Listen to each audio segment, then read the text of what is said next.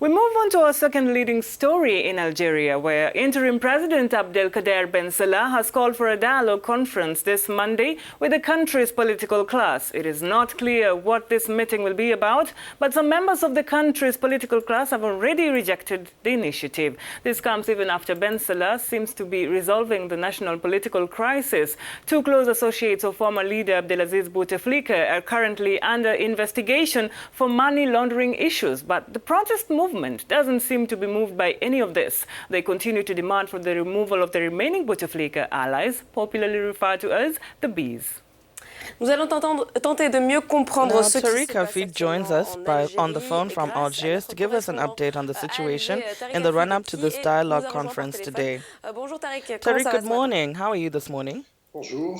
Good morning. Alors, merci.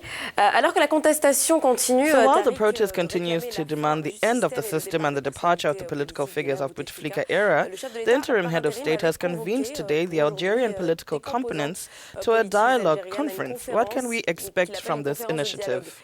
Que peut-on attendre, que doit-on attendre de cette initiative qui a été, il faut le dire, un peu boycottée par plusieurs membres de la classe politique?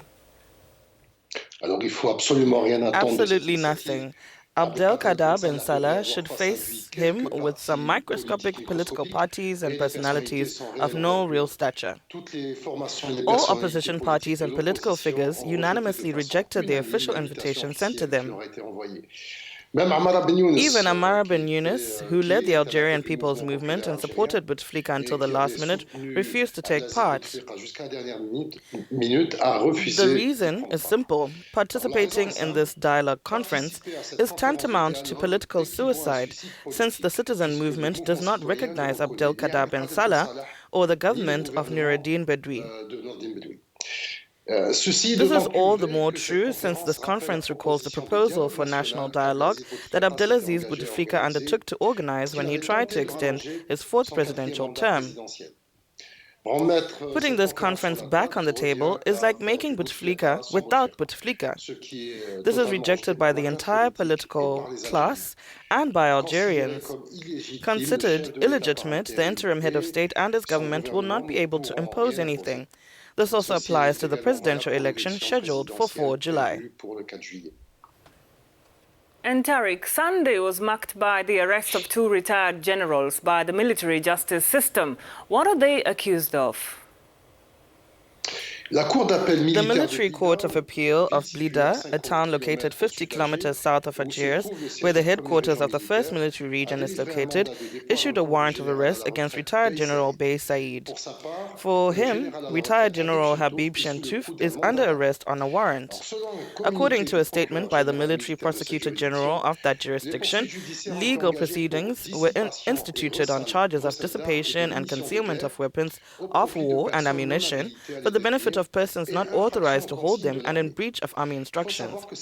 It should be noted that these two senior officers were at the head of state, the 1st and the 2nd military regions, and that they had been dismissed last August and then prosecuted by the military courts. Chentouf and Bey were detained last October before being released on the orders of President Bouteflika. It's difficult to comment on this case at this time, but it shows that there are strong tensions at the top of the government. This case is to be placed in the same register as the summons sent by Algiers court to former Prime Minister Ahmed Ouyahia and the current Minister of Finance, Mohamed Loukal. They were expected yesterday morning in front of the public prosecutor. A large crowd gathered at Aban Ramdan Street to see Ouyahia enter the courtroom, but he did not show up. The same applies to Mohamed Loukal, who was previously governor of the Bank of Algeria. According to a press release read on Saturday at the news on the public channel, these two senior officials are accused of squandering public funds and granting illegal benefits. But of course, this is to be continued. So Tariq, the first victim of the protest was registered on the weekend, whose peaceful nature had been welcomed until then. Are we to believe that the new authorities are having trouble containing the discontent? Doit-on croire que les nouvelles autorités ont du mal à contenir la grogne populaire? Yetu Ramzi was 23 years old, passed away last Friday.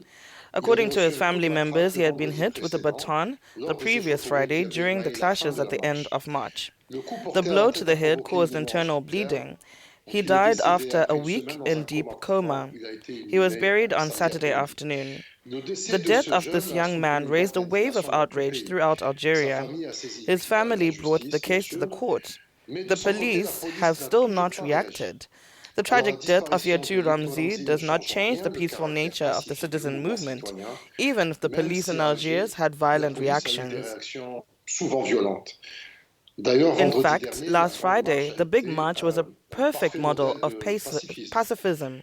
The Algerians remain in contestation, but they continue to express their rejection of the political system and the power in place with dignity and determination. Écoutez, on va en rester là ce matin. Merci Tariq. Thank you so much, Tariq, for those details. Tariq Hafid, correspondant. That was Tariq Hafid joining us from Algeria. Informations concernant la contestation, la grogne populaire dans le pays, en sachant qu'il y a une conférence de dialogue qui est attendue aujourd'hui et qui est organisée par le président intérimaire algérien Abdelkader Bensalah.